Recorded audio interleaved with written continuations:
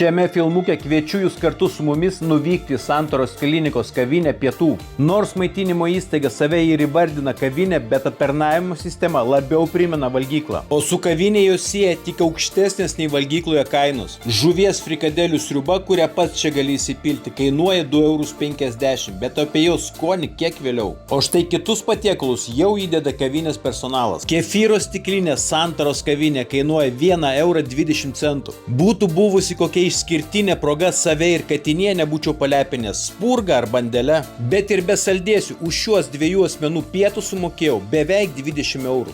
Jau minėtos žuvies frikadelių sriubos skonį puikiai atitiko jos išvaizdą. Prisipažinsiu, šių frikadelių paragauti savyje neradau drąsos. Tad sriubtelės tik pačio skystimo pastūmiau sriubą į šoną. Sterko filė be skonio, bulvės ir žuvis kambario temperatūros. Tiek morkos, tiek bulvių košė su tokia lengva rūgštele, o ir žuvies filė vieni kaulai. O šiame vištienos patiekale, kaip ir maitinimo įstaigos pavadinime, manau buvo atliktas eilinis žodžių žaismas.